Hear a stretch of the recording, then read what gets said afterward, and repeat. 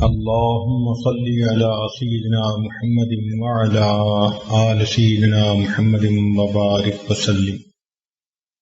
اللهم صل على سيدنا محمد وعلى آل سيدنا محمد وبارك وسلم. انسان اس دنیا میں اللہ رب العزت کا نائب، اس کا خلیفہ اور اس کی صفات کا مظہر عتم ہے. اللہ رب العزت نے اسے اشرف المخلوقات بنایا. لقد خلقنا الانسان فی احسن تقویم، بہترین صورت پہ پیدا کیا، بن مانگے نعمتیں عطا فرمائیں. ارشاد فرمایا وَإِن تَعُدُّوا نِعْمَةَ اللَّهِ لَا تُحْصُوهَا، اگر تم اللہ تعالیٰ کی نعمتوں کو گننا چاہو تم گن بھی نہیں سکتے، تو ان گنت نعمتیں عطا فرمائیں. یہ جو کچھ ہمارے پاس ہے یہ ہمارا اپنا نہیں، یہ ادھار کا مال ہے، اور جو ادھار کے مال پہ فریفتہ ہوا پھرے اسی کو بے وقوف کہا جاتا ہے. ہر انسان کو اللہ تعالیٰ نے ایک مدت دے دی ہے. اس لیے جب بچہ پیدا ہوتا ہے تو اس سے پہلے لکھ دیا جاتا ہے کہ اس نے دنیا میں کتنا وقت گزارا ہے. ہم ایک جچے تلے وقت کے لیے دنیا میں آئے ہیں، ایک محدود وقت کے لیے دنیا میں آئے ہیں. ہمارے سانس گنے ہوئے، جب سانس کا سلسلہ ختم ہونے لگے گا تو گلے کا گھنگرو بجنا شروع ہو جائے گا. جیسے الارم بجتا ہے نا، یہ گلے کا سانس تیز ہو جاتا ہے.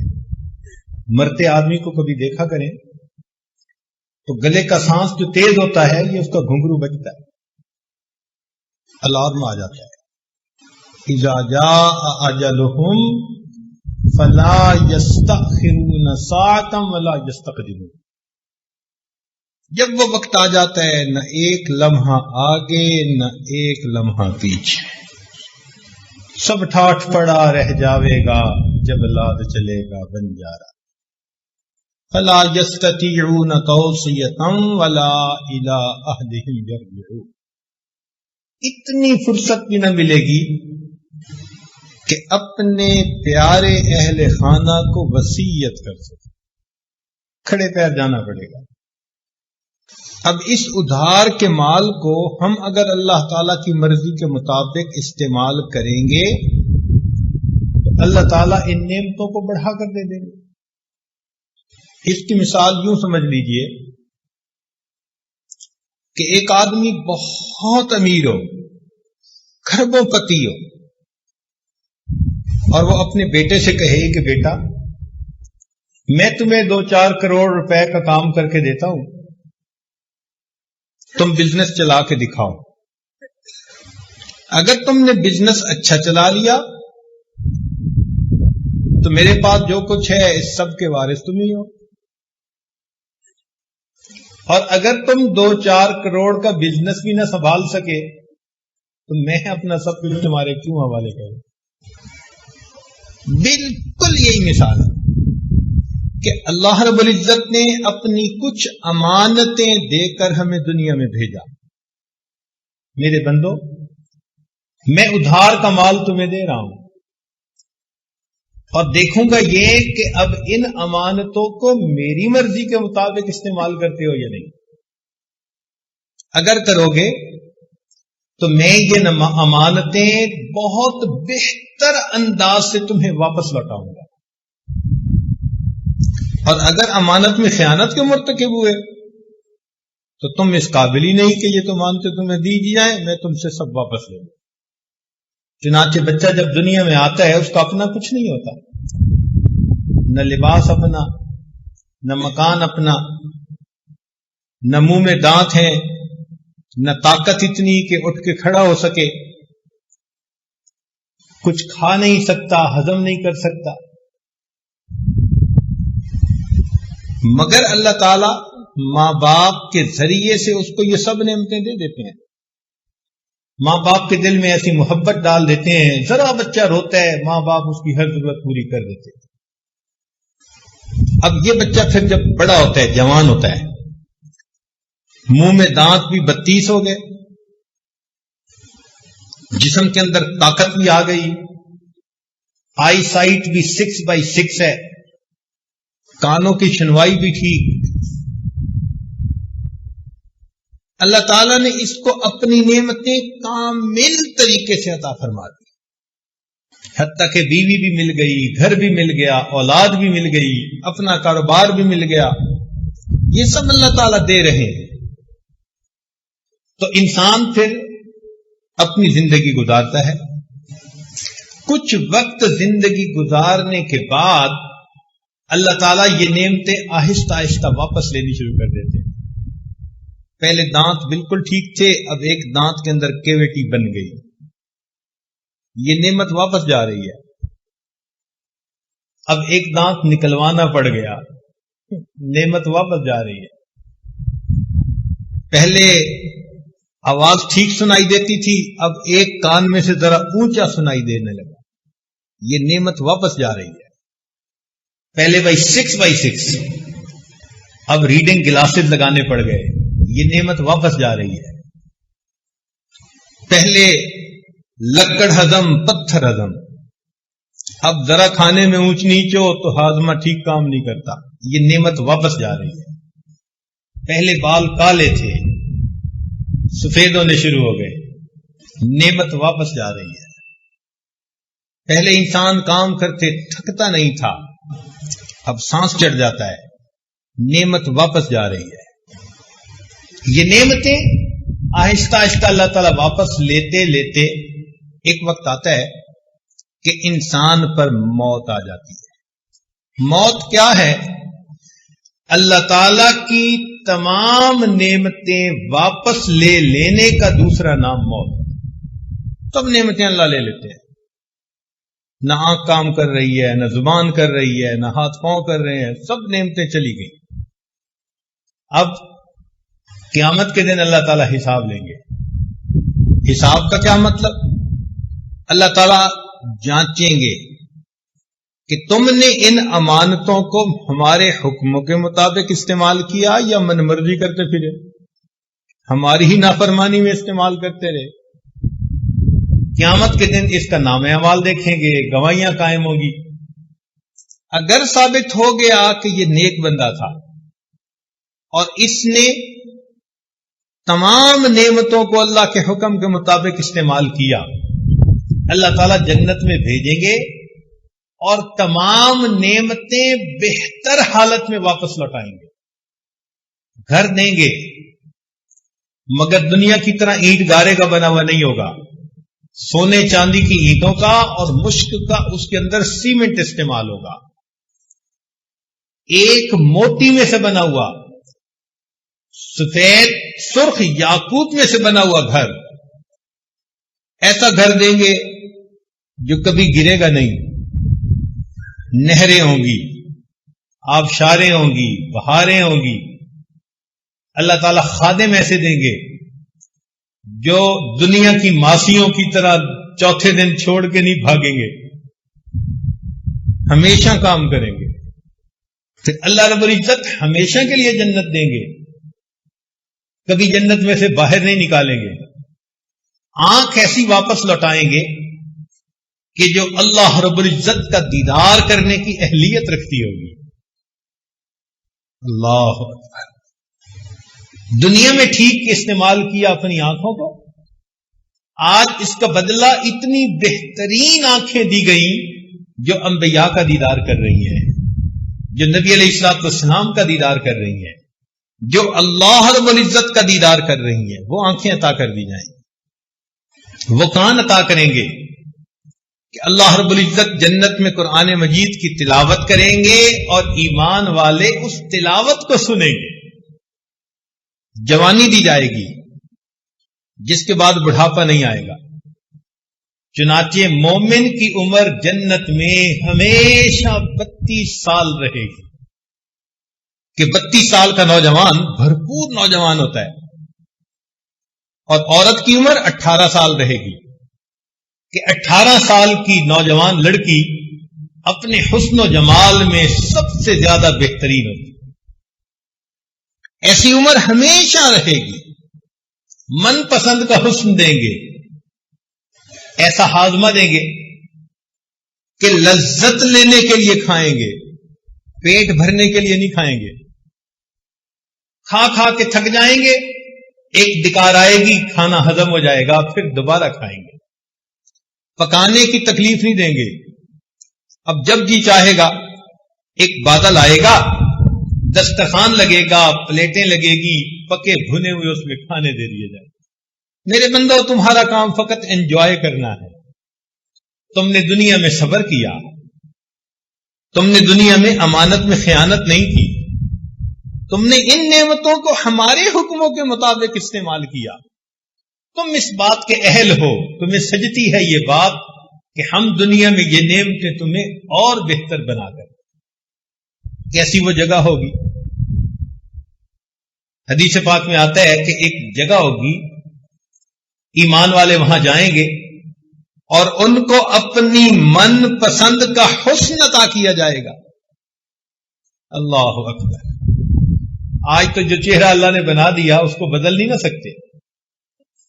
آنکھیں گول ہیں، بادامی نہیں بن سکتی، بادامی ہیں، گول نہیں بن سکتی. چہرے کا جو کمپلیکشن ہے وہ بدل نہیں سکتا. عورتیں زیادہ سے زیادہ اوپر کچھ لیپ چڑھا دیتی ہیں، مگر اس سے شکل تو نہیں نہ بدل جاتی. نقش نین تو وہی رہتے ہیں. ناک جیسے اللہ نے بنائی، اب اس کے اوپر موم کی ناک تو لگا نہیں سکتی، وہ تو ویسی کی ویسی.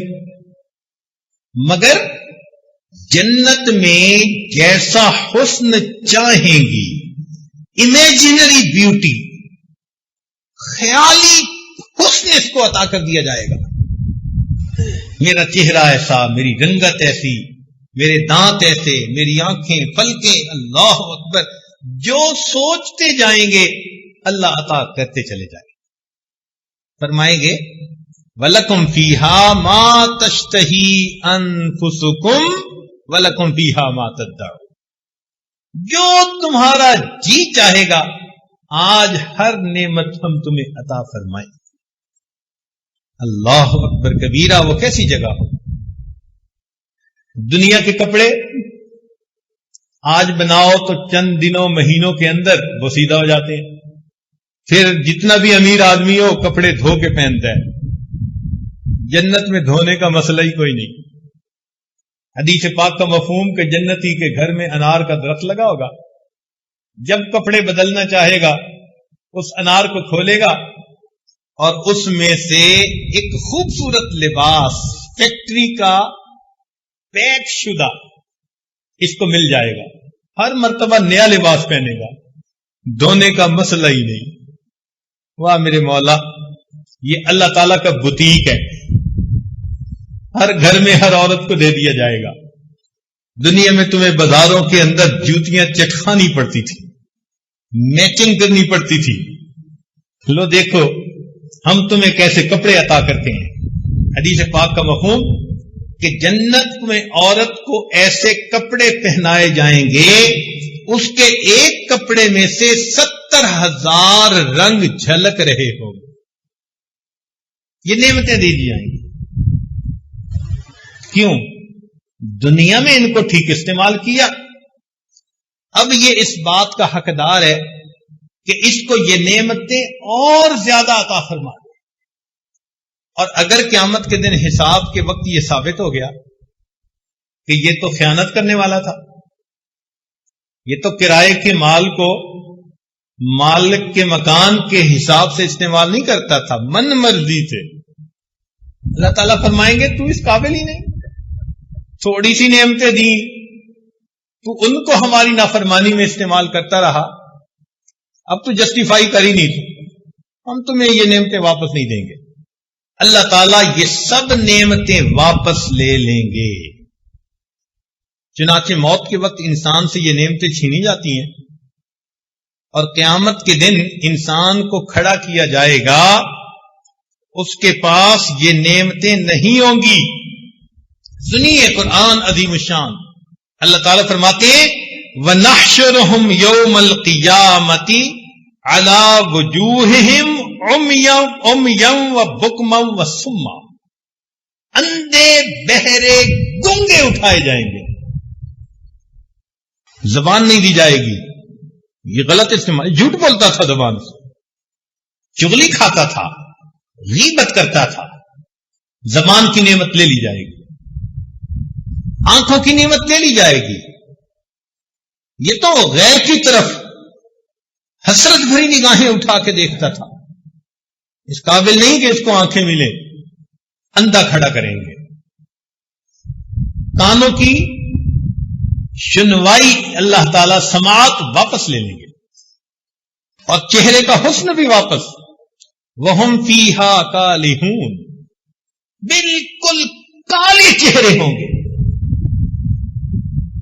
جنتی یوم تبیض وجوہ, اور جہنمی یوم تسود وجوہ, کالے چہرے.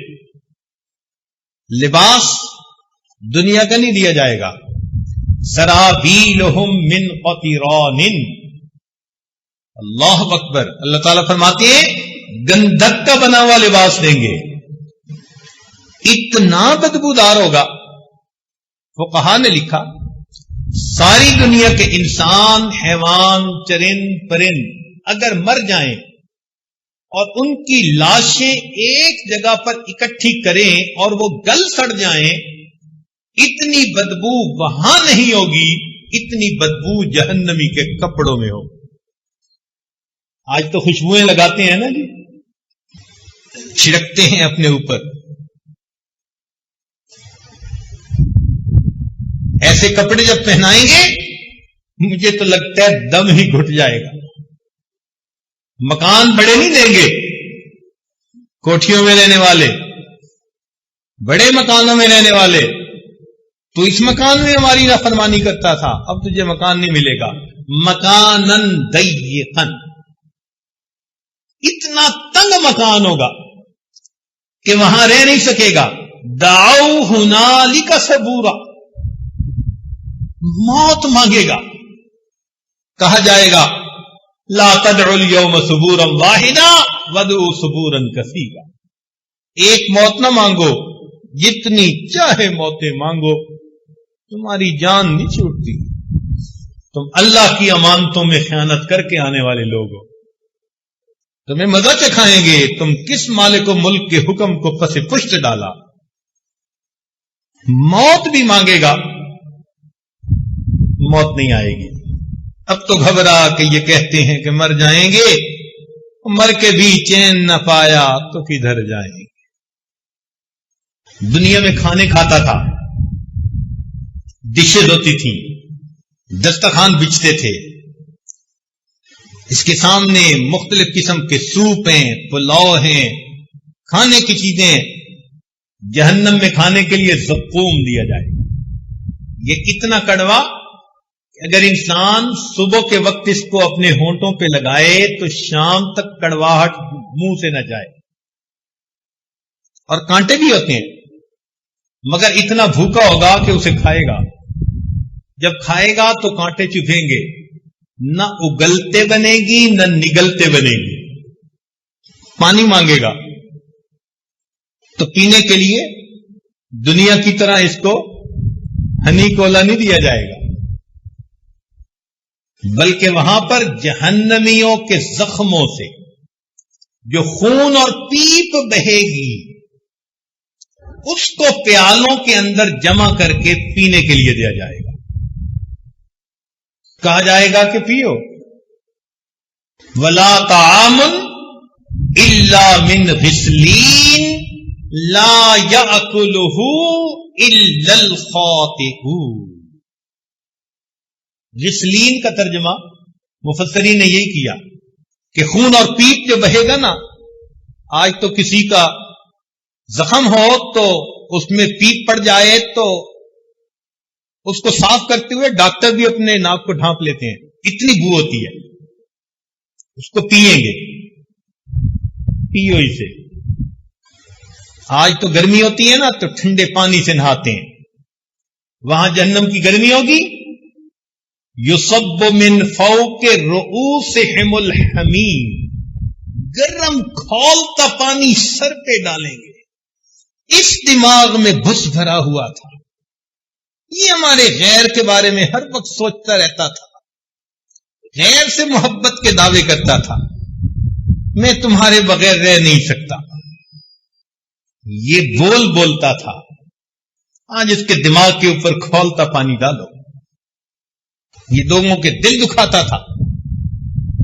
اللہ تعالیٰ ایسی جگہ پہنچائیں گے، نار اللہ الموقدہ التی تطلع علی الافئدہ، آگ کی چنگاریاں اٹھیں گی اور گائیڈڈ میزائل کی طرح اس کے دل کو ٹارگٹ بنائیں گی۔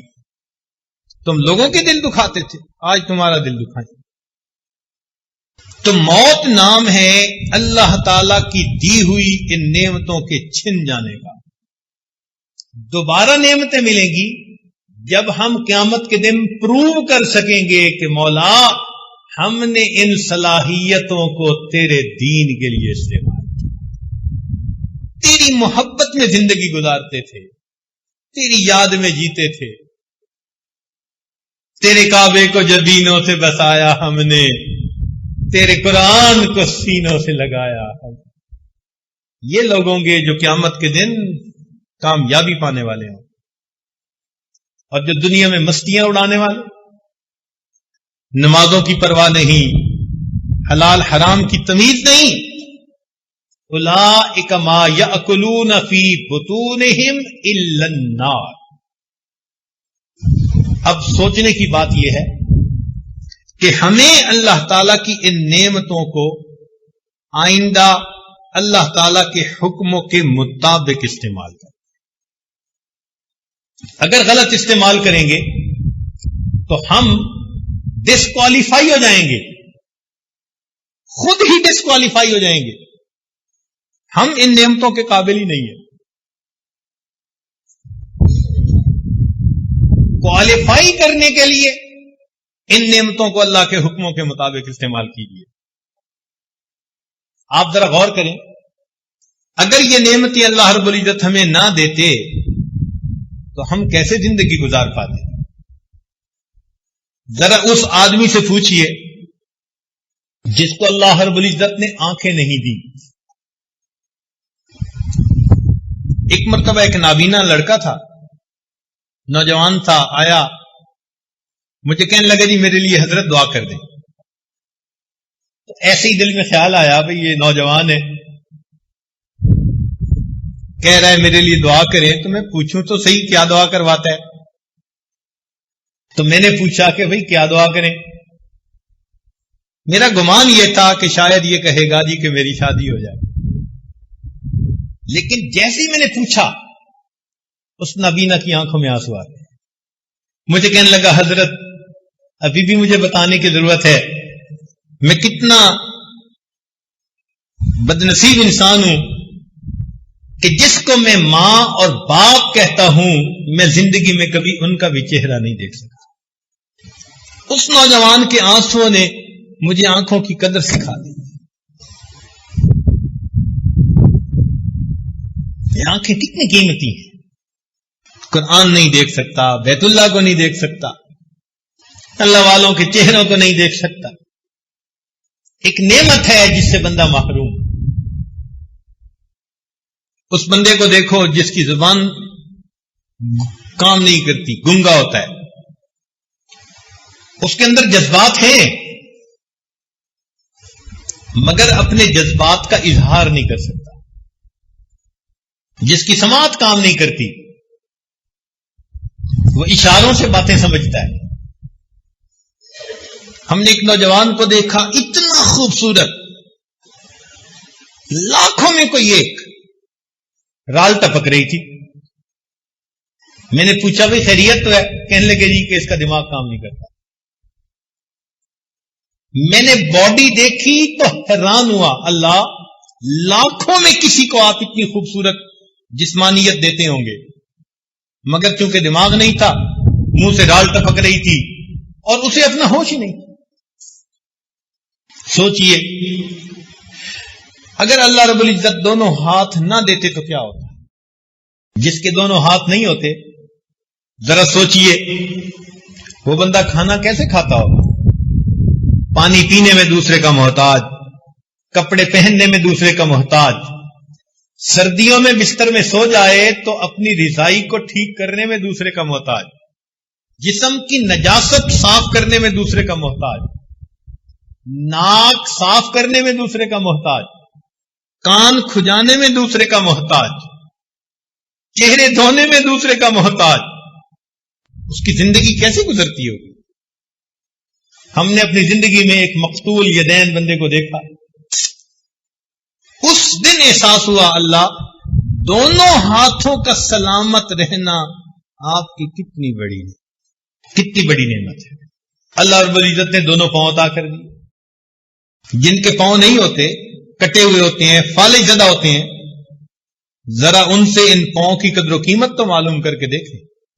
یہ تمام نعمتیں اللہ نے بن مانگے عطا فرما دی، کیا اس لیے دی کہ ہم اس کے حکموں کی نافرمانی کریں؟ نہیں، ہرگز نہیں۔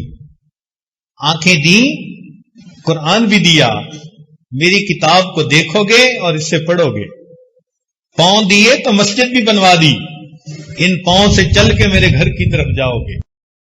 زبان دی تو دین کی دعوت کا حکم بھی دے دیا، اپنی زبان سے میرے بندوں کو میری طرف بلاؤ گے۔ تو کیا ہم یہ تمام نعمتیں اللہ رب العزت کی مرضی کے مطابق استعمال کر رہے ہیں؟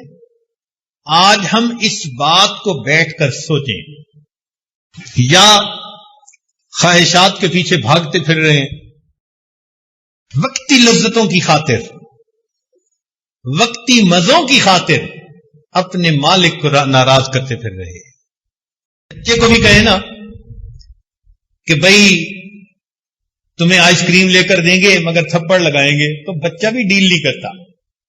ہم بچے سے بھی گئے گزرے کہ دنیا کی ان آئس کریموں اور ٹافیوں کے پیچھے ہم اللہ کے عذاب کو اپنے اوپر لازم کر لیتے۔ یہ جو نیلی پیلی چل رہی ہوتی ہیں غیر محرم، یہ بھی تو ٹافیاں ہی ہیں نا بچوں والی، ان کی طرف جو نظر اٹھی تو ہم نے اپنے آپ کو جہنم کی عذاب کو مستحق بنا لیا۔ اسی کو کہتے ہیں لمحوں نے خطائیں کی، صدیوں نے سزا پائی۔ لمحوں نے خطائیں کی، صدیوں نے سزا پائی۔ اللہ رب العزت نے ہر انسان کو نفس عطا فرمایا، اس نفس کے اندر خیر بھی ڈال دی اور شر بھی ڈال دیا۔ چنانچہ علماء نے لکھا ہے کہ نفس کے 3 مرتبے ہیں۔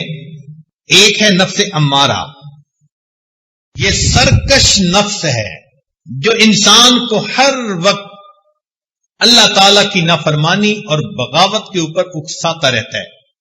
ان النفس لامارۃ بالسوء الا ما رحم ربی، یہ شیطان کا ساتھی، یہ شیطان کا ایجنٹ ہے۔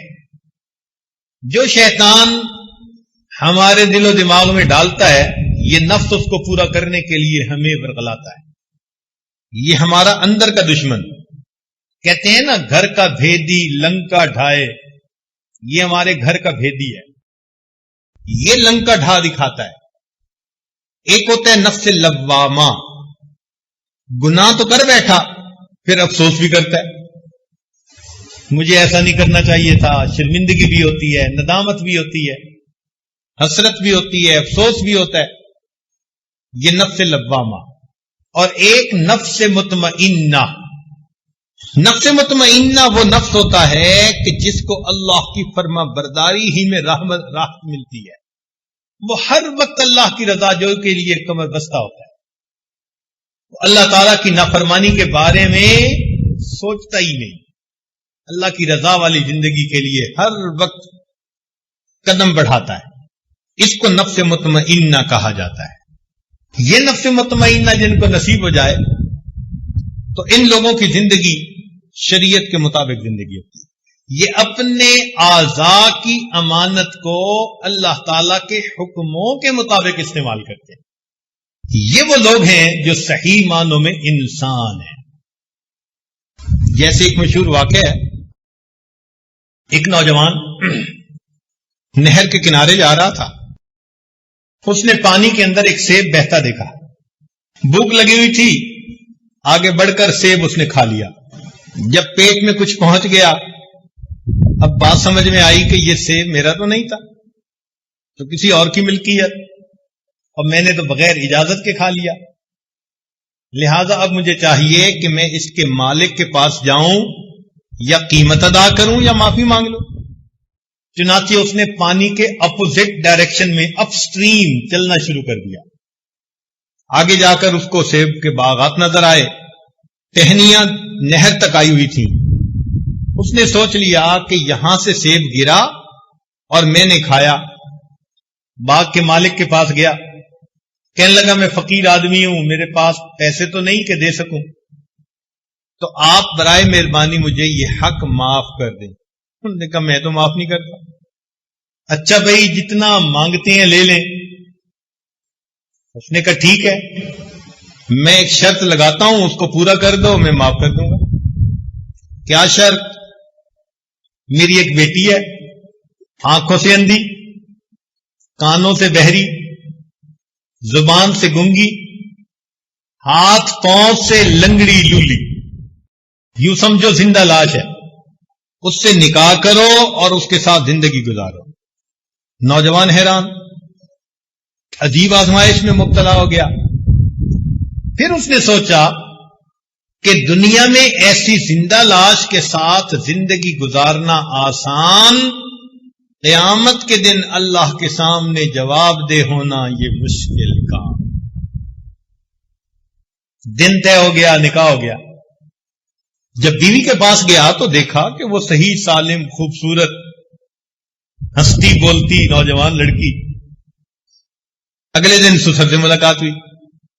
اس نے کہا بتاؤ بھائی کہ آپ نے مہمان کو کیسے پایا؟ کہنے لگا جی کہ آپ نے تو کہا تھا کہ وہ گنگی ہے، بہری ہے، اندھی ہے، لولی لنگڑی ہے. اس نے کہا سنو، میری ایک ہی بیٹی تھی، میں نے اس کو دین پڑھایا، قرآن کی حافظہ، حدیث کی عالمہ بنایا. اب میں چاہتا تھا کہ اس کا میں نکاح ایسے بندے سے کروں کہ جس کے دل میں اللہ کا خوف ہو، تقویٰ ہو جس میں.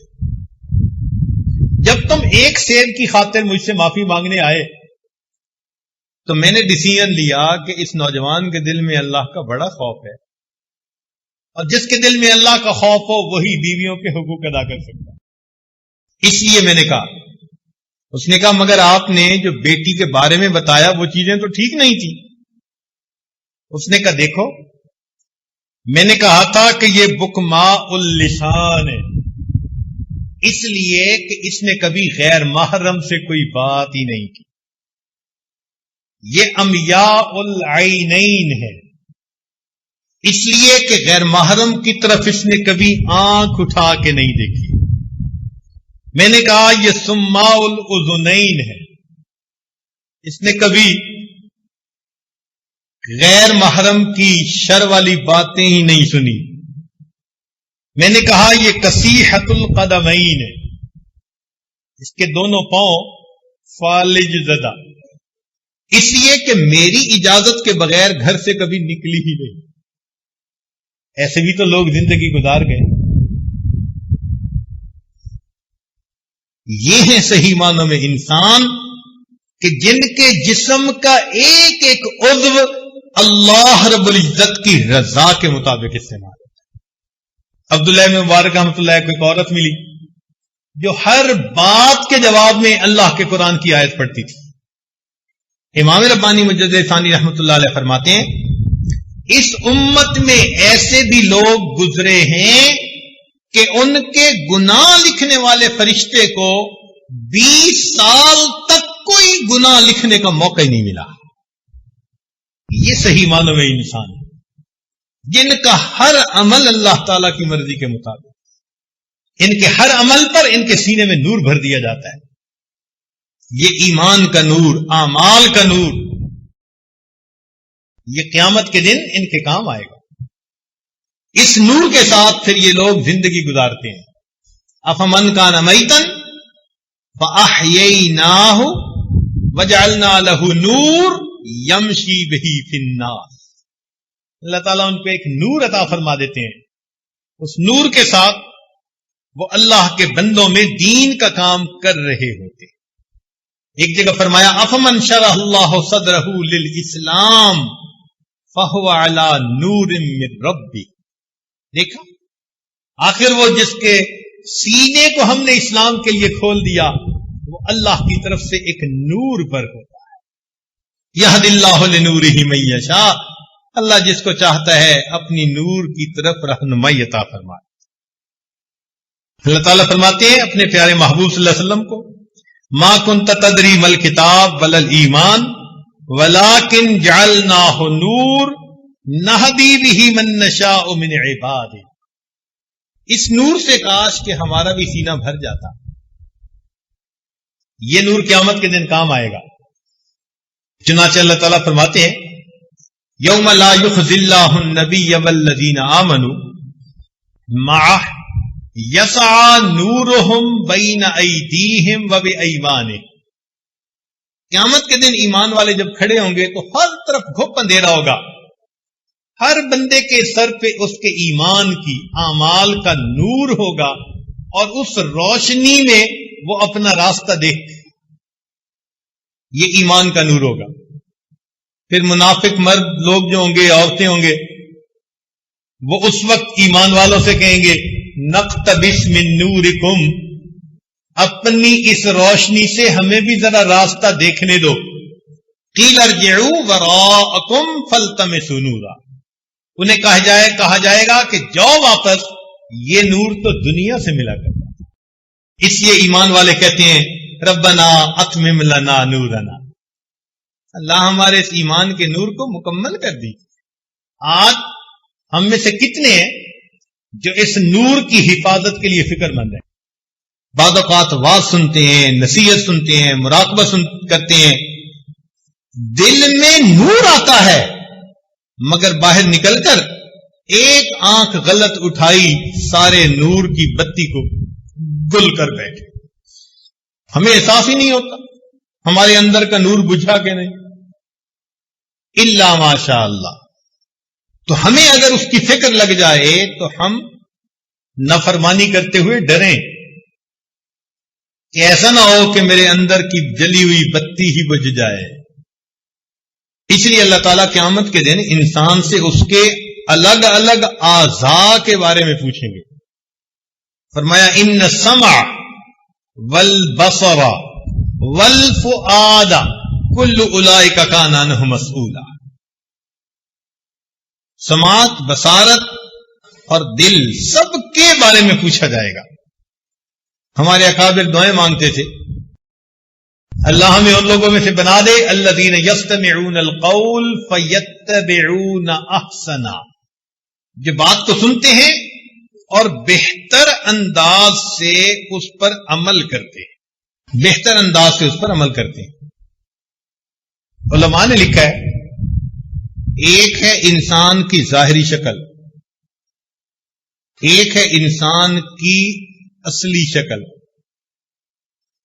وہ جو اصلی شکل ہے نا وہ اس کے اعمال کے حساب سے ہوگی. جیسا گناہ کرتا ہوگا اندر کی شکل ویسی ہوگی. جیسے فرمایا نا کہ اولئک کالانعام بل ہم اضل.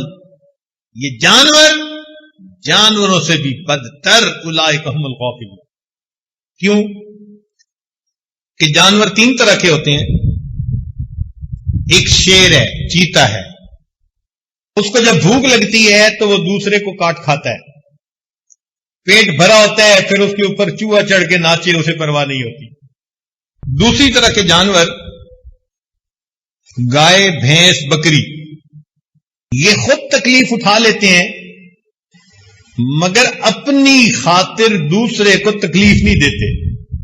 مثال کے طور پر آپ گائے کو 2 دن بھوکا رکھیں تو یہ دوسری گائے کو ٹکرے نہیں مارنی شروع کر دے گی یا کسی دوسری گائے کو چبانا نہیں شروع کر دے گی. نہیں کھانا ملا برداشت کر لے گی، کھائے گی تو ہمیشہ سبزہ ہی کھائے گی، اپنی بھی ضرورت ہے پھر بھی دوسرے کو نقصان نہیں دے رہی۔ اور تیسرے جانور جیسے کہ سانپ اور بچھو، بچھو کے بارے میں مشہور ہے کہ یہ ہر چیز کو کاٹتا ہے۔ آپ ذرا اس کو کبھی غور سے دیکھیں، یہ دیوار کے ساتھ ہوگا تو دیوار کو ڈنگ مارنے کی کوشش کرے گا، چارپائی کے ساتھ ہوگا تو اس کے پائے کو ڈنگ مارے گا، یہ جس چیز کے قریب ہوتا ہے اسی کو ڈنگ لگاتا ہے۔ بندے کے قریب ہو تو بندے کو ڈنگ لگاتا ہے۔ ایسا منوس کہ اس نے نبی علیہ السلام کو بھی کاٹا، اور اللہ کے محبوب صلی اللہ علیہ وسلم نے فرمایا کہ یہ کتنا نامعقول ہے، نمازی اور غیر نمازی میں فرق ہی نہیں کرتا۔ اندھا جو ہے، بچھو کی آنکھیں نہیں ہوتی اور سانپ کے پاؤں نہیں ہوتے۔ اب بتائیں کہ بچھو جب کاٹتا ہے کسی کو تو کون سا اس کو بھوک اتر جاتی ہے یا اس کی پیاس بجھ جاتی ہے؟ اس کو کوئی فائدہ نہیں ہوتا، مگر دوسرے کو تڑپا دیتا ہے۔ یہ جانوروں میں سے سب سے بدترین قسم کا جاندار۔ اللہ تعالیٰ فرماتے ہیں کہ یہ لوگ جانور ہیں، بل ہم اضل، جانوروں سے بھی بدتر ہیں، اولئک هم الغافلون، یہ غفلت میں زندگی گزارنے والے۔ انسان جب بگڑتا ہے تو جانوروں سے بھی پرے پار ہو جاتا ہے، سنورتا ہے تو فرشتوں کو بھی پیچھے چھوڑ جاتا ہے، بگڑتا ہے تو جانوروں سے بھی پرے پار ہو جاتا ہے۔ حضرت اقبال تھانوی رحمۃ اللہ نے لکھا ہے کہ جیسے یہ اعمال بندہ کرتا ہے، اس کی باطنی شکل بالکل اسی حیوان کی مانند ہوتی ہے۔ چنانچہ اگر ایک آدمی کے اندر حرص ہے تو اس کی باطنی شکل کتے کی مانند ہوتی ہے، اس لیے کہ کتا حریص ہوتا ہے۔ کہیں بیل مرا پڑا ہو اور کتا پہنچ جائے تو وہ اس بیل پہ دوسرے کتے کو نہیں آنے دے گا، حالانکہ یہ 1 مہینہ کھاتا رہے تو بیل کو نہیں کھا سکتا، مگر حرص اتنی ہے کہ یہ دوسرے کو جمع نہیں ہونے دیتا اپنے ساتھ۔ تو جو بندہ حریص ہو باطن میں اس کی شکل کتے کی مانے، جو بندہ جانتا ہو پھر عمل نہ کرے اس کی شکل گدھے کی مانے۔ کمثل الحمار یحمل اسفارا، اللہ تعالیٰ نے بتلا دیا کہ گدھے ہیں جن کے اوپر کتابیں لادی ہوئی، بوجھ لاد دیا، تو بے عمل انسان گدھے کی مانے۔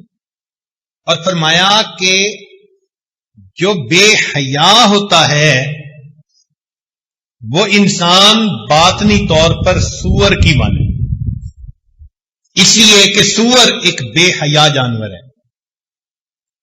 اور جو مکار ہوتا ہے تو باطن میں اس کی شکل بندر کی مانے، بندر میں بڑی عیاری ہوتی ہے۔ قوم یہود نے بھی عیاری کی تھی نا، اللہ تعالیٰ نے یوم سبت میں مچھلیوں کا شکار منع کر دیا، انہوں نے دریا کے کناروں پہ گڑھے بنا لیے، مچھلیوں کو گڑھے میں لے لیتے اور دوسرے دن پکڑ لیتے۔ انہوں نے اللہ کے حکم کو مسخ کر دیا۔ اللہ نے جواب میں فرمایا قلنا لہم کونوا قردۃ خاسئین، ہو جاؤ پھٹکارے ہوئے بندر۔ یہ باطن کی شکلیں ہیں جو اعمال کی طرح ہیں۔ اب اللہ جانے کہ ہماری باطن کی شکل کیا ہے۔ ظاہر کو تو سجا کے آپ بیٹھتے ہیں نا مسجد میں، تیل لگا لیا، خوشبوئیں لگا لی، نہا دھو لیا، مگر یہ تو چہرہ ہم نے سجا لیا نا۔ جس کو دنیا دیکھتی ہے وہ چہرہ جسے پروردگار دیکھتے ہیں وہ پتہ نہیں انسان والا ہے یا حیوان والا۔ حضرت شاہ ولی محدث دہلوی رحمۃ اللہ کے والد کا نام تھا عبد الرحیم رحمۃ اللہ علیہ، بہت بزرگ بندے تھے۔ تو ان کے دور میں دہلی میں ایک مجذوبہ عورت تھی، مگر وہ ایسے کھلے عام پھرتی تھی، نہ چہرہ ڈھانپتی تھی نہ سر ڈھانپتی تھی۔ اس کو لوگ منع بھی کرتے تھے، وہ سنتی نہیں تھی کسی کی۔ لوگ کہتے تھے پاگل ہے، بے وقوف ہے، دیوانی ہے، چھوڑو پرے۔ بڑی مدت کے بعد ایک جگہ وہ کھڑی تھی کہ شاہ ولی اللہ محدث دہلوی رحمۃ اللہ کے والد ادھر سے گزر پڑے۔ جیسے اس عورت نے دیکھا وہ بھاگی اور کسی کی اس نے چادر اٹھائی اور اپنے آپ کو چادر میں لپیٹ لیا، چھپ گئی چادر میں۔ جب وہ چلے گئے تو یہ پھر اسی طرح چادر سے نکل کے باہر آ گئے۔ لوگوں نے کہا حیا کر، کہ اس بندے کو جاتے دیکھ کے تو بڑے لپٹ گئی اور اب پھر رہی ہے۔ اس مجذوبہ نے کہا کہ مجھے میرے پروردگار نے انسانوں سے پردہ کرنے کا حکم دیا، بڑی مدت کے بعد آج انسان دیکھا، یہ جو بازار میں ہے کتے بلے خنزیر، ان سے میں کیا پردہ کروں؟ بالکل یہی واقعہ حضرت شاہ عبد العزیز رحمۃ اللہ علیہ کے ساتھ پیش آیا۔ یہ حضرت شاہ ولی اللہ محدث دہلوی رحمۃ اللہ علیہ کے جانشین ان کے بیٹے تھے، بہت بڑے عالم تھے۔ چنانچہ آخری عمر میں گھر میں مسجد ایک بنائی ہوئی تھی جس کو مسجد بیت کہتے ہیں، وہیں پر جماعت سے نماز پڑھ لیتے تھے۔ جمعہ کی نماز کے لیے جامع مسجد دہلی میں جا کے نماز پڑھتے تھے۔ اب جو مریدین ان کے دل مچلتے ہیں کہ ہم اپنے شیخ کا دیدار کریں، وہ پورا ہفتہ تڑپتے اور بیچارے جمعہ کے دن آ جاتے وقت سے پہلے، اور حضرت نے گھر سے مسجد میں جانا ہوتا تھا، اس راستے میں دونوں طرف کھڑے ہو جاتے۔ حضرت جمعہ پڑھنے کے لیے نکلتے تو ایک بڑے میاں بڈھے صاحب ساتھ ہوتے جو خادم تھے آپ کے، اور حضرت جیسے ہی نکلتے سر پہ ایک رومال ڈال لیتے۔ اس رومال کی وجہ سے وہ کھڑے ہوئے لوگوں کو درشن بھی نصیب نہ ہوتا، وہ بڑے مایوس ہوتے کہ ہفتے کا ایک دن اتنا انتظار اور محبوب گزر بھی گئی، مگر انہوں نے اپنے چہرے کو رومال سے ہی چھپا لیا۔ تو کسی نے ان کے ایک خادم بڑے میاں کو کہہ دیا، تو وہ بڈھے صاحب جو تھے وہ کہنے لگے حضرت یہ بھی عجیب بات ہے، ایک تو ہفتے کے بعد گھر سے نکلیں اور اگر لوگ انتظار میں کھڑے ہوئے تو چہرے کو رومال سے چھپاویں۔ تو جب اس نے یہ پوچھا نا تو حضرت نے اپنا رومال اس بڈھے کے سر پر ڈال دیا۔ کہتے ہیں جیسے سر پہ ڈالا وہ چیخ اٹھا، حضرت نے رومال ہٹا لیا۔ لوگوں نے پوچھا تجھے کیا ہوا؟ کہنے لگا جیسے ہی میرے سر پر رومال ڈالا گیا مجھے یوں لگا کہ بازار انسانوں سے نہیں بلکہ جانوروں سے بھرا ہوا۔ شاہ صاحب نے پھر اسے بات سمجھائی کہ دیکھو میں جب باہر نکلتا ہوں مجھے ان کی اصلی شکلیں نظر آتی ہیں کشف کی نظر میں، اس کو میں نہیں دیکھنا چاہتا، اس لیے میں اپنے رومال کو درمیان میں آڑ بنا لیتا ہوں۔ ہو بہو اسی قسم کا واقعہ حضرت مولانا احمد علی لاہوری رحمۃ اللہ کے ساتھ پیش آیا۔ وہ اپنے درس قرآن میں سنایا کرتے تھے، فرماتے تھے کہ میں ایک دفعہ بازار میں جا رہا تھا، ایک مجذوب ملا، مجھے دیکھ کر پوچھتا ہے احمد علی انسان کہاں بستے ہیں؟ میں نے دیکھا بازار بھرا ہوا، میں نے کہا حضرت یہ انسان ہی تو ہیں۔ جیسے ہی میں نے کہا انہوں نے ایک بڑی عجیب سی نظر مجمع پہ ڈال کے کہا کہ یہ سب انسان ہیں۔ وہ کہتے ہیں کہ جب انہوں نے کہا نا یہ سب انسان ہیں تو اس بات کا میرے دل پر ایسا اثر ہوا کہ مجھے بازار کتے بلے خنزیر کے ساتھ بھرا ہوا لگا۔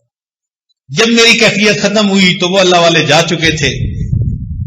حضرت اپنے درس قرآن میں حضرت لاہوری رحمۃ اللہ یہ واقعہ سناتے اور یہ واقعہ سنا کر پھر فرماتے تھے کہ لوگوں مالک تو سب کا ایک، مالک تو سب کا ایک، مالک کا کوئی ایک، مالک تو سب کا ایک، مالک کا کوئی ایک، ہزاروں میں نہ ملے گا لاکھوں میں کوئی دیکھ۔ تو معلوم نہیں اندر کی شکل کیا بنا لی ہم نے، لیکن آج ہم اگر سچی توبہ کر لیں تو ہم پھر انسان والی شکل میں آ سکتے ہیں۔ جسم کے اعضاء کو اللہ رب العزت کے حکموں کے مطابق استعمال کرنا شروع کر دیں۔ چنانچہ قیامت کے دن انسان کے گناہوں پر 8 گواہ ہوں گے۔ مختصر طور پر 4 گواہ کہہ دیتے ہیں، لیکن اگر تفصیل اس کی میں جائیں تو قیامت کے دن ہر انسان کے گناہ پر کتنے گواہ ہوں گے؟ 8 گناہ ہوں گے۔ گواہوں کے نام بھی گنوا دیں یا آگے چلیں؟ سنیے گناہوں کے نام کیا کیا، ان گواہوں کے نام کیا ہیں اور ان کی تفصیل کیا ہے۔ سب سے پہلے قیامت کے دن انسان کے گناہوں پر گواہ انسان کا وقت، زمان۔ حدیث پاک میں آتا ہے ینادی کل یوم انا یوم جدید وانا فیما تعمل فی شہید، میں تمہارے اوپر ایک نیا دن آیا ہوں اور اس دن میں تم جو اعمال کرو گے میں قیامت کے دن ان اعمال کی گواہی دوں گا۔ اب یہ گواہی کیسے دے گا اللہ جانے، مگر سب سے پہلا گواہ زمان، دوسرا گواہ واللسان، انسان کی زبان۔ اللہ تعالیٰ فرماتے ہیں یوم تشہد علیہم السنتہم، قیامت کے دن ان کی زبانیں ان پر گواہی دیں گی۔ جھوٹ بولا، غیبت کی، چغلی کھائی، بہتان باندھے، دل دکھایا دوسروں کا، زبان گواہی دے گی۔ مجھے اس مقصد کے لیے استعمال کیا جاتا تھا، اور اللہ والے اسی زبان کو اللہ رب العزت کی دین کی دعوت کے لیے استعمال کرتے ہیں۔ اللہ اکبر کبیرہ۔ امام ابو داود رحمۃ اللہ علیہ حدیث پڑھاتے تھے، بہت بڑا مجمع ہوتا تھا۔ اس زمانے میں ایک بزرگ تھے سہل تستری رحمۃ اللہ علیہ، ان کو ملنے کے لیے آئے تو کہنے لگے کہ حضرت زبان تو دکھائیں۔ انہوں نے زبان دکھائی تو سہل تستری رحمۃ اللہ نے بوسہ لے لیا۔ کہنے لگے یہ کیا کیا؟ فرمانے لگے کہ جو زبان سارا دن میرے محبوب کا کلام پڑھ کر دنیا کو سناتی ہے، میں اس زبان کا بوسہ نہ لوں تو کیا کروں؟ حدیث پاک میں آتا ہے کہ بندہ نیک اعمال کرتے کرتے کرتے جنت کے بالکل قریب پہنچ جاتا ہے، لیکن اس کی زبان سے ایک ایسا کلمہ نکل جاتا ہے، اس کلمے کی وجہ سے اللہ اس کو کھینچ کر اونڈے منہ جہنم میں ڈال دیتے ہیں۔ زبان کے ایک فکرے کی وجہ سے جہنم میں ڈال دیتے ہیں۔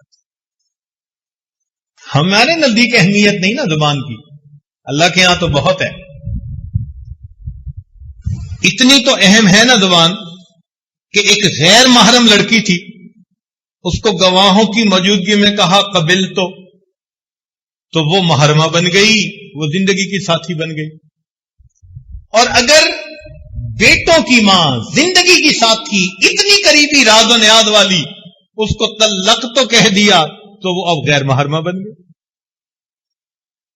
ہوا کیا؟ زبان کی اتنی سی حرکت ہی ہے نا۔ کیا ہم اس زبان کو اللہ رب العزت کے حکموں کے مطابق استعمال کرتے ہیں؟ تیسرا گواہ قیامت کے دن انسان کے گناہوں پر والارکان، الزمان واللسان والارکان، جسم کے باقی اعضاء۔ اللہ تعالیٰ فرماتے ہیں الیوم نختم علی افواہہم وتکلمنا ایدیہم وتشہد ارجلہم بما کانوا یکسبون، ہاتھ گواہی دیں گے، پاؤں گواہی دیں گے، جسم کے جلد گواہی دے گی۔ وقالوا لجلودہم لما شہدتم علینا، یہ اعضاء کو کہیں گے کہ تم نے کیوں ہمارے خلاف گواہی دی؟ قالوا انطقنا اللہ الذی انطق کل شیء۔ جن اعضاء سے ہم گناہ کرتے ہیں یہی تو اللہ تعالیٰ کی خفیہ پولیس ہے، یہی تو ہمیں پکڑوائیں گے قیامت کے دن۔ اللہ تعالیٰ فرماتے ہیں وما کنتم تستترون ان یشہد علیکم سمعکم وابصارکم وجلودکم، تم تو گناہ کرتے ہوئے نازا سے پردہ ہی نہیں کیا کرتے تھے. جن کی لذتوں کی خاطر ہم گناہ کرتے ہیں، کل قیامت کے دن انہی کی گواہی پر ہمیں جہنم میں ڈالا گیا. تو گواہ 8 ہوں گے: الزمان واللسان والارکان والمکان. مکان سے کیا مراد؟ جس جگہ پر گناہ کریں گے، زمین کا وہ ٹکڑا. یومئذ تحدث اخبارها بان ربک اوحی لها. اللہ تعالیٰ زمین کو حکم فرمائیں گے، زمین اپنی خبریں نشر کرے گی. اے اللہ، اس جگہ پر اس بندے نے نماز پڑھی تھی اور اس جگہ پر اس بندے نے فلاں گناہ کیا تھا. زمین کے ٹکڑے گواہی دیں گے. الزمان واللسان والارکان والمکان، اور اس کے بعد والدیوان، اور انسان کا نام اعمال. جب انسان اپنے نام اعمال کو دیکھے گا نا، کہے گا یا ویلتنا ما لہذا الکتاب، ہماری بدبختی، یہ کیسا نام کتاب ہے، لا یغادر صغیرۃ ولا کبیرۃ الا احصاها. کوئی چھوٹا بڑا عمل ایسا نہیں جو اس میں درد نہ کر دیا گیا ہو. ووجدوا ما عملوا حاضرا ولا یظلم ربک احد. تیرا رب تو کسی پہ ظلم نہیں کرے گا. اپنے ہاتھوں سے اپنے پاؤں پہ کلہاڑیاں ماری. یہ کھیتی بوئی ہوگی جو ان کو کاٹنی پڑے گی. اور اگلا گواہ والملکان، 2 فرشتے. ان علیکم لحافظین کراما کاتبین یعلمون ما تفعلون. چلیں یہاں تک تو گواہی جو تھی سو تھی. ایک گواہی اور بھی ہوگی، 7ویں گواہی، اور وہ کہتے ہوئے بھی دل ڈرتا ہے، دل کانپتا ہے. کیا؟ وہ گواہ ہوں گے نبی الانس والجان. نبی علیہ السلام بھی گواہی دیں. سنیے قرآن عظیم الشان، اللہ تعالیٰ فرماتے ہیں فَكَيْفَ إِذَا جِئْنَا مِن كُلِّ أُمَّةٍ بِشَهِيدٍ وَجِئْنَا بِكَ عَلَى هَؤُلَاءِ شَهِيدًا.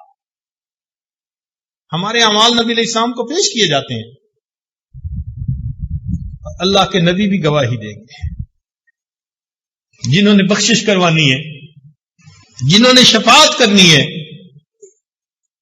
ہم ان کا بھی دل دکھاتے ہیں.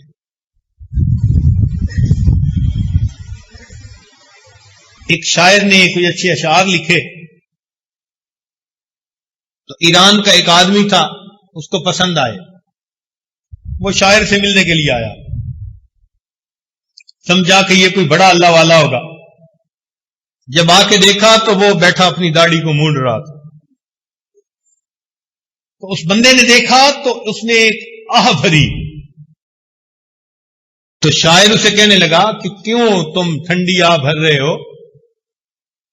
میں اپنی داڑھی کو تراش رہا ہوں، کسی کے دل کو تو نہیں تراش رہا.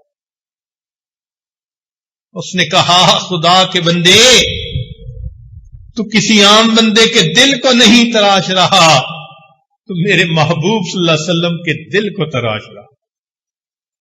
ایسی دل پر بات بیٹھی، سچی توبہ کر کے کہنے لگا جزاک اللہ کہ چشمم باز کر دی، مرابا جان جان ہمراز کر دی. تجھے اللہ جزا دے کہ تو نے میری آنکھیں کھول دی اور تو نے مجھے میرے جان جان سے ملا دیا. تو یہ جو گناہ ہم کرتے ہیں نا، اللہ رب العزت کے محبوب کو پیش کیے جاتے ہیں، اعمال پیش ہوتے ہیں. اللہ کے محبوب کیا سوچتے ہوں گے، انہوں نے میرے تہجد کے آنسوؤں کی کوئی قدر نہیں. میں ان کی خاطر راتوں کو روتا تھا، اللہ سے مانگتا تھا. کلمہ پڑھنے والے، میری محبت کے دعوے کرنے والے، یہ تنہائیوں میں شیطان کے ساتھی بنتے ہیں، اللہ رب العزت کے حکموں کی نافرمانی کرتے ہیں۔ ہمیں توبہ کرنی چاہیے۔ ہم نے آج تک اللہ کے محبوب صلی اللہ علیہ وسلم کو کتنی اذیت پہنچائی۔ اور 8واں گواہ جس کو کہتے ہوئے اور زیادہ ڈر لگتا ہے، 7 گواہ الزمان واللسان والارکان والملکان والمکان والدیوان اور نبی الانس والجان، اور آخری گواہ الرحمن۔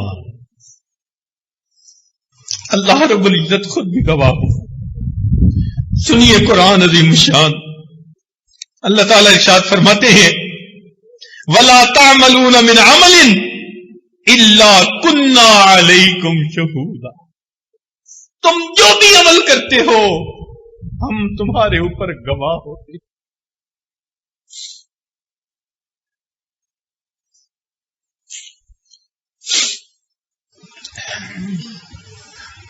سوچئے یہ نافرمانی ہمیں کہاں لے ڈوبے گی؟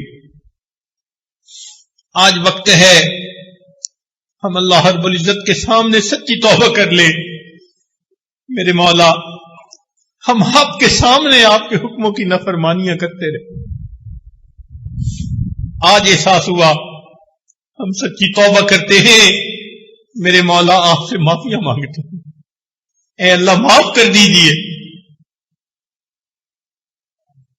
آپ نے قرآن مجید میں فرمایا کہ اچھے بروں کے ساتھ اچھائی کا سلوک کریں۔ میرے مولا، ہم برے نکلے، ہم برائی کے مرتکب ہوتے رہے، مگر آپ تو اچھے ہیں۔ مولا، اچھے بروں کے ساتھ اچھائی کا معاملہ فرمائے، آپ اچھائی کا معاملہ فرما دیجئے، ہمارے ان گناہوں کو معاف کر دیجئے، ہماری ان خطاؤں کو بخش دیجئے۔ یہ آپ کی دی ہوئی نعمتیں ہیں۔ اگر اللہ رب العزت کوڈ فٹ کر دیتے کہ میرے دیے ہوئے جسم کے جس عضو سے نافرمانی کرو گے یہ عضو معطل ہو جائے گا، آج ہمارے جسم کے اعضاء کام بند کر چکے ہوتے، آنکھیں بند ہو چکی ہوتی، کان بہرے ہو چکے ہوتے، زبانیں گنگ ہو چکی ہوتی، ہاتھ پاؤں شل ہو چکے ہوتے۔ تو اللہ کی رحمت ہے، اس سب کچھ کے باوجود اپنی نعمتیں استعمال کے لیے عطا کیے جا رہے ہیں۔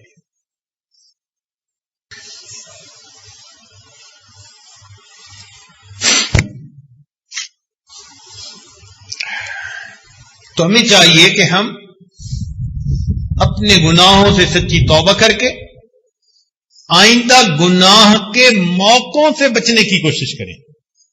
توجہ فرمائیے، گناہ سے بچنے کی نہیں، گناہ کے موقعوں سے بچنے کی کوشش کیجیے، اور اللہ تعالیٰ سے دعا مانگے، اے اللہ غم حیات کے سائے محیط نہ کرنا، کسی غریب کے دل کو غریب نہ کرنا، میں امتحان کے قابل نہیں میرے مولا، مجھے گناہ کا موقع نصیب نہ کرنا۔ اے اللہ گناہ کے موقع سے مجھے بچا لے، میں آزمائش کے قابل نہیں، میں امتحان کے قابل نہیں۔ پھسلنے والے ہیں، گرنے والے ہیں، میرے مولا ہمیں گرنے پھسلنے سے بچا لیجیے۔ ہمارے اکابر گناہ کے موقع سے کتنا ڈرتے تھے، اللہ اکبر کبیرہ، حیران ہو جاتے ہیں۔ ابو ہریرہ رضی اللہ تعالیٰ عنہ، جنہوں نے نبی علیہ السلام کی سب سے زیادہ احادیث کی روایت کی، عالم تھے، اللہ اکبر، محبوب کی دعا تھی ان کے لیے، وہ دعا مانگتے تھے اپنے بڑھاپے میں، بال سفید، جسم نحیف ہو گیا، کمزور ہو گیا، دعا کیا مانگتے تھے؟ اللہم انی اعوذ بکا من ان ازنی و اسرک، اے اللہ میں آپ کی پناہ مانگتا ہوں کہ میں زنا کروں یا چوری کروں۔ بڑھاپے میں یہ دعا مانگتے تھے۔ قیل لہو، انہیں کہا گیا کبر سنک، آپ کی اتنی بڑھاپے کی عمر ہو گئی، وانت صاحب رسول اللہ، اور آپ رسول اللہ صلی اللہ علیہ وسلم کے صحابی ہیں، اتخاف علی نفسک، کیا آپ اپنے نفس سے اب بھی ڈرتے ہیں؟ من الزنا والسرقہ، آپ زنا کر لیں گے یا چوری کر بیٹھیں گے؟ قال، انہوں نے جواب میں فرمایا کیف آمن علی نفسی، میں اپنے نفس پر کیسے بھروسہ کر سکتا ہوں؟ وابلیس حی، جبکہ شیطان ابھی زندہ ہے، شیطان زندہ ہے، میں اپنے نفس پہ کیسے بھروسہ کروں؟ یہ ہمارے اکابر کا حال تھا، اتنا وہ ڈرتے اور گھبراتے تھے۔ کیف آمن علی نفسی وابلیس حی، شیطان زندہ ہے، میں اپنے نفس کے اوپر کیسے بھروسہ کر سکتا؟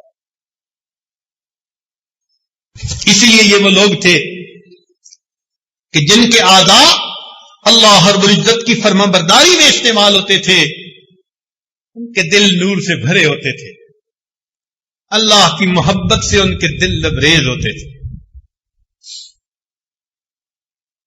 اسی لیے وہ ایک نوجوان کا واقعہ جو مالک ابن دینار رحمت اللہ علیہ کے سامنے مینا کے میدان میں اپنے آپ کو اللہ کے حضور پیش کرتا ہے، اور پیش کرتے ہوئے کیا کہتے ہیں؟ اللہ، سب لوگ جانور قربان کریں گے، میں فقیر ہوں، اتنے پیسے نہیں کہ میں جانور خرید کے قربان کروں، اے اللہ ہذہ نفسی یا ربی فتقبلھا منی، میری جان حاضر ہے، قبول کر لے، یہ کہہ کر کلمہ پڑھا اور اپنی جان آفری کے سپرد کر۔ یہ وہ لوگ ہوتے ہیں جو اللہ رب العزت سے اتنی محبت کرنے والے ہیں۔ اس لیے سیدنا عمار ابن یاسر اللہ عنہ فرمایا کرتے تھے، اے اللہ اگر مجھے معلوم ہوتا کہ اس پہاڑ سے گرانے پر آپ راضی ہو جائیں گے تو میں اپنے آپ کو پہاڑ سے گرا دیتا، اگر میں جانتا آگ میں کود جانے پر آپ راضی ہو جائیں گے میں آگ میں چھلانگ لگا دیتا، اللہ اگر میں جانتا سمندر میں گر پڑنے پر آپ راضی ہو جائیں گے تو میں سمندر میں بھی جو ہے وہ چھلانگ لگا دیتا۔ اے اللہ انی ارید وجہک، میں تو فقط آپ کی رضا چاہتا ہوں اور اسی رضا کے لیے زندگی گزار رہا ہوں۔ ہم اللہ رب العزت کی رضا کے لیے زندگی گزاریں۔ چنانچہ ابو العباس میں عطا فرماتے ہیں کہ میں جنید بغدادی کو ملنے گیا اور ان کے اوپر آخری وقت تھا، میں نے جا کے سلام کر دیا۔ اب سلام کا جواب دینا بھی واجب ہوتا ہے، تو کہتے ہیں کہ میں نے دیکھا کہ انہوں نے تھوڑے توقف سے مجھے جواب دیا اور پھر کہنے لگے کہ میں ورد میں مشغول تھا، اس لیے جواب دینے میں مجھے ذرا دیر ہوئی، بس اتنا کہہ کر خود اپنا چہرہ قبلے کی طرف کر لیا، کلمہ پڑھا اور میری آنکھوں کے سامنے ان کی روح پرواز کر گئی۔ آخری وقت تک ان کی یہ حالت ہوتی ہے۔ پیر ننھے میاں بھوپالی، ان کی بیٹی کا نام حفصہ تھا، ان پر آخری وقت کی کیفیت تھی تو وہ یکسوئی سے لیٹے ہوئے تھے، 3 سال کی بچی ان کے پاس آئی، ساتھ لیٹ گئی، ابو نے بات نہ کی تو سینے پہ چڑھ گئی، اب ابو کی آنکھیں کھولتی ہے، ابو باتیں کرو، ابو بات نہیں کرتے، تو چھوٹی بچی خفا ہو گئی، دوسرے کمرے میں جا کے رونے لگ گئی۔ ماں نے پوچھا بیٹی کیوں روتی ہو؟ کہنے لگی کہ ابو نے مجھ سے بولنا چھوڑ دیا اور میں نے ابو سے کاٹی کر لی، میں ابو سے نہیں بولتی۔ وہ اسے پیار کر کے لے آئی، چلو آؤ میں تمہاری ابو سے سلو کروا دیتی۔ اس نے لا کے بچی کو قریب بٹھایا اور اپنے میاں سے کہا کہ دیکھیں بچی آپ سے روٹھ گئی ہے، آپ حفصہ کو پلیز منا لیں۔ تو جب یہ الفاظ کہے انہوں نے آنکھ کھولی اور پوچھنے لگے کون سی حفصہ اور کیسی حفصہ؟ ہم نے تو اپنے یار کو منا لیا، لا الہ الا اللہ محمد الرسول اللہ کلمہ پڑھا اور ان کی روح پرواز کر گئی۔ جنہوں نے اللہ کی فرما برداری کی ہوتی ہے وہ پھر آخری وقت میں کہتے ہیں کون سی حفصہ اور کیسی حفصہ، ہم نے اپنے یار کو منا لیا۔ کاش کہ ہم بھی اپنے یار کو منا لیتے، اپنے پروردگار کو منا لیتے۔ اس کا طریقہ یہی ہے کہ زندگی میں جو گناہ اب تک کر چکے ان گناہوں کی اپنے اللہ سے معافی مانگے۔ وہ بڑا کریم پروردگار ہے، جو بندہ بھی گناہوں سے معافی مانگتا ہے اللہ رب العزت گناہوں کو معاف فرما دیتا ہے۔ اس لیے شاعر نے کہا اے اللہ کیف ادعوک وانا عاصٍ، کیسے دعا مانگوں میں تو بڑا گناہگار ہوں۔ اور پھر کہا وکیف لا ادعوک وانت کریم، اللہ میں کیسے دعا نہ مانگوں جبکہ آپ اتنے قریب ہیں۔ اس لیے کہنے والے نے کہا وفدت علی کریم بغیر زاد، میں کریم کے دروازے پہ آیا ہوں سامان سفر پاس نہیں۔ من الاعمال والقلب السلیم، نہ اعمال ہے نہ سنورا ہوا دل ہے۔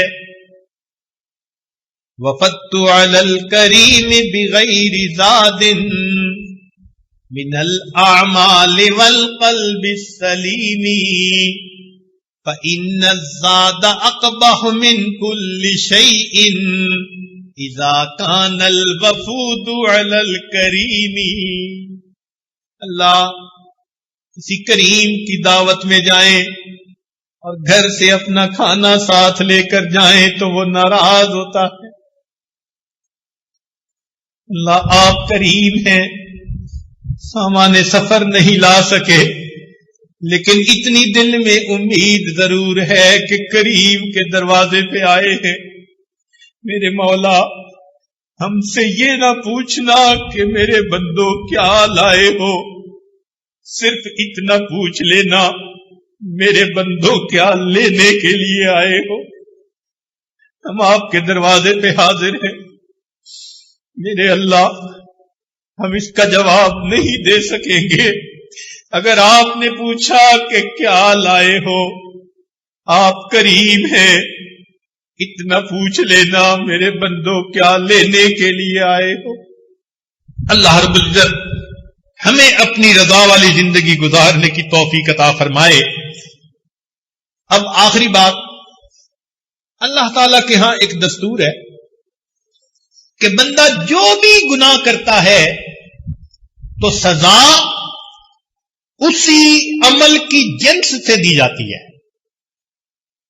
جو بھی گناہ کرتا ہے تو بندے کو جو سزا ملتی ہے وہ اسی عمل کی جنس میں سے دی جاتی ہے۔ مثال کے طور پر جو بدنگاہی کا مرتکب ہوا، حدیث پاک میں آتا ہے کہ قیامت کے دن لوہے کی سلاخیں گرم کر کے ان کی آنکھوں میں سلائی پھیری جائے گی، جن سے عمل میں سے ان کو سزا دی گئی۔ اور اس کے اوپر آپ سوچتے چلے جائیے، یہاں بھی یہی کہ جو انسان اپنے اعضاء کو اللہ رب العزت کے حکموں کے خلاف استعمال کرے گا، اللہ تعالیٰ بھی سزا جن سے عمل میں سے دیں گے۔ کیا کہ قیامت کے دن کھڑا کریں گے، آنکھوں کی بینائی نہیں ہوگی، کانوں کی سنوائی نہیں ہوگی، اور پاؤں سے بندہ فالج زدہ ہوگا. کیا فرمایا؟ وَنَحْشُرُهُمْ يَوْمَ الْقِيَامَةِ عَلَى وُجُوهِهِمْ عُمْيًا وَبُكْمًا وَصُمًّا. اندھا ہوگا، بہرا ہوگا، گنگا ہوگا، مگر یہ بھی ساتھ کہہ دیا عَلَى وُجُوهِهِمْ. تو مفسرین نے لکھا اس کا ترجمہ یہ ہے یہ اللہ کے حکموں کو الٹ دیتا تھا. آج اللہ اس کو الٹ دیں گے. یہ بندہ سر زمین پر ہوگا، پاؤں اوپر ہوں گے، سر کے بل چلتا ہوا اللہ کے سامنے مجرم بنا کے پیش کیا جائے، الٹا پیش کیا جائے. تو میرے اعضاء کو حکموں کے خلاف استعمال کرتا تھا، ہم نے بھی تیرے جسم کے چلنے کی ترتیب بدل دی، سر کے بل چل کے آ. عَلَى وُجُوهِهِمْ، سر کے بل چل کے جائے گا. آج وقت ہے اللہ رب العزت کے سامنے اپنے گناہوں کی سچی معافی مانگ لیجئے. کتنی بڑی ذلت ہوگی. اللہ کے محبوب ہوں گے، انبیاء، صدیقین، صالحین، شہداء ہوں گے، اور اس مجمع میں اگر ہم سر کے بل الٹے چل رہے ہوں گے. یہ کون صاحب ہیں؟ یہ طالب علم صاحب ہے. یہ کون ہے؟ یہ صوفی صاحب ہے. الٹے چل کے آ رہے ہیں جی، اللہ کے حکموں کو الٹ دیا کرتے. آج ہم اللہ رب العزت کے حکموں کی عظمت کو سیکھ لیں. قیامت کے دن ہمیں ذلت سے اللہ تعالیٰ بچائے گے. فرمایا یوم لا یخزی اللہ النبی والذین آمنوا معہ. قیامت کے دن اللہ تعالیٰ اپنے نبی علیہ السلام کو اور جو ایمان والے ان کے ساتھ ہوں گے ان کے ساتھ نے ذلیل و رسوا نہیں. نبی علیہ السلام کے سامنے ہم کیسے حاضر ہوں گے؟ اسی کو شاعر نے یوں کہا، تو غنی از ہر دو عالم من فقیر. اے اللہ، آپ دو عالم سے غنی ہیں، میں فقیر ہوں. روز محشر عذر ہائے من پذیر. اللہ قیامت کے دن میرے عذروں کو قبول کر لینا. گر تمی بینی حسابم ناگزیر. اور اگر آپ فیصلہ کر لیں کہ میرا حساب ضرور لینا ہے، از نگاہ مصطفیٰ پنہا بگیر. اللہ، مصطفیٰ کریم کی نگاہوں سے میرا حساب اوجھل لینا، مجھے ان کے سامنے شرمندگی نہ اٹھانی پڑے. اسی لیے شیخ عبد القادر جیلانی رحمت اللہ علیہ ایک موقع پر رو رو کے دعا مانگ رہے تھے، اللہ قیامت کے دن معاف کر دینا، معاف کر دینا. آخر پر کہا، اے اللہ، اگر آپ کا فیصلہ ہے قیامت کے دن معاف نہیں کرنا تو پھر مجھے قیامت کے دن اندھا کھڑا کر. سننے والے نے کہا کہ حضرت کیا دعا مانگی؟ اندھا کھڑا کرنا. فرمایا ہاں، میں اپنے محبوب کے سامنے کیسے پیش ہو سکوں گا، اس سے تو اندھا ہو جانا بہتر. آج اللہ رب العزت ہمیں ان اعضاء کو شریعت و سنت کے مطابق استعمال کرنے کی توفیق عطا فرمائے. اس لیے کہنے والوں نے کہا کہ اعضاؤکم اعداؤکم، تمہارے اعضاء تمہارے اعداء ہوں گے، اور اگر نیکی پر زندگی گزارو گے اعضاؤکم اصدقاؤکم، یہ تمہاری گواہ بنیں گے. اور قیامت کے دن اللہ کے سامنے گواہی دیں گے، آنکھیں گواہی دیں گی، اللہ آپ کی محبت میں یہ بندہ روتا تھا. پیشانی گواہی دے گی، اللہ تہجد کی نماز میں لمبے سجدے کرتا تھا. قیامت کے دن یہ اعضاء گواہی دیں گے، انسان کی پلکیں گواہی دیں گی. قیامت کے دن انسان کے اعضاء اس کے گواہ بن جائیں گے. اللہ تعالی ہمارے ان اعضاء کو ہماری نیکیوں کے گواہ قیامت کے دن بنا کر ہم پر اپنی رحمت کی نظر فرمائے اور ہمیں جہنم سے بری فرما دے، جنت عطا فرمائے. اللہم انا نسألک الجنہ ونعوذ بک من النار. جو دن باقی رہ گئے ان میں آپ اللہ رب العزت سے یہ دعا کیجئے کہ رب کریم ہمیں آنے والے وقت میں نیکوکاری کی زندگی نصیب فرمائے اور گناہوں سے ہمیں محفوظ فرمائے. وآخر دعوانا ان الحمد للہ رب العالمین. آنکھوں کو بند کر لیجئے، سر کو جھکا لیجئے. دنیا اور جو کچھ دنیا میں ہے اس سے ہٹ کٹ کے اللہ رب العزت کی یاد میں ڈوب جائیے. تکڑی گھت کے تول نماہی تے اسی ڈاڈے اے باں بھرے در آیاں دی لاج تہانوں چاہے کھوٹے تے چاہے کھرے در آیاں دی لاج تہانوں تے نہ کرو پرے پرے غلام فریدا پلے عیب ہزاراں تے کوئی مان کس تے کرے نہ میں سوہنی تے نہ گن پلے تے میں سائیں نوں کیویں مناواں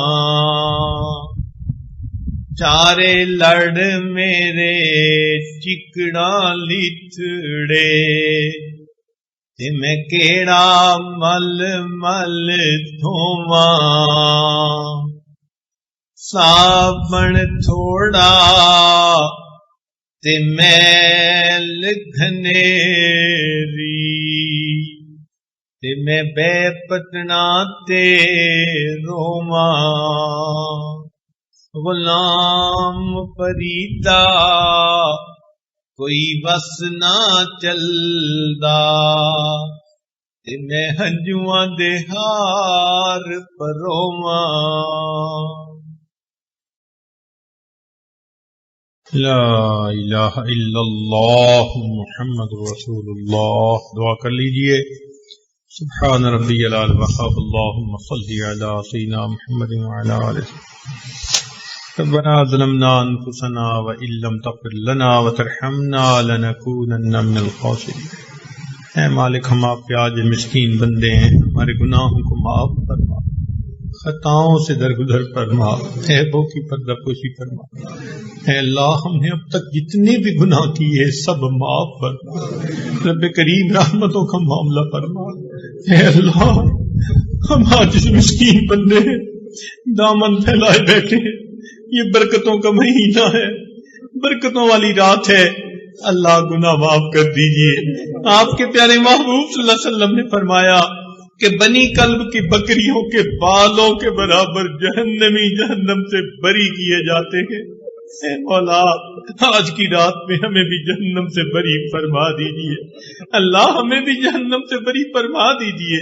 اللہ ہمیں بھی اپنے مقبول بندوں میں شامل فرما دیجئے. رب کریم رحمت کا معاملہ فرمائیے. اے اللہ ہماری بگڑی بنا دیجئے. اللہ ہمیں خالی نہ لوٹائیے. میرے مولا کوئی آدمی مندر سے نکل کے جہنم میں جائے اس پہ کوئی حسرت نہیں. حسرت تو ان پر ہے مسجدوں میں وقت گزارے اور پھر توبہ قبول نہ ہو اور مسجد سے نکل کے جہنم میں ڈال دیے جائیں. اللہ ہمیں اس ذلت سے بچا لیجئے گا. اے مولا رحمت کا معاملہ فرمائیے، ہمارے ساتھ درگزر کا معاملہ فرمائیے، ہمیں اپنے مقبول بندوں میں شامل فرما لیجئے. اے اللہ جتنے دور قریب سے آئے ہوئے احباب ہیں اللہ سب کی حاضری قبول فرما لیجئے اور سب کو اللہ اپنے مقبول بندوں میں شامل فرما دیجئے. اے اللہ ہم امانت میں خیانت کے مرتکب ہوتے پھر گزرے، ہم نے آپ کے دیے ہوئے اعضاء کو غلط استعمال کیا، آج توبہ کرتے ہیں اللہ آئندہ ہمیں ان اعضاء کا صحیح استعمال کرنے کا اے اللہ کا خوبی عطا فرما دیجئے۔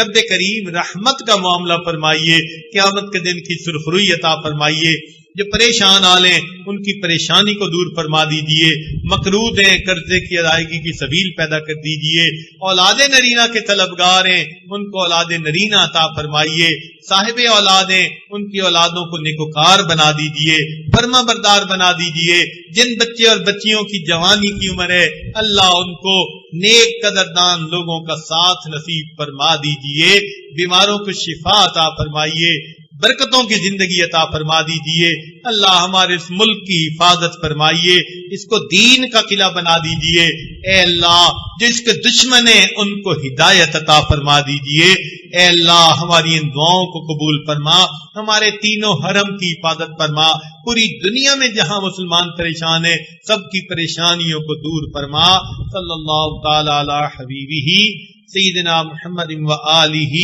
وأصحابه أجمعين برحمتك يا أرحم الراحمين۔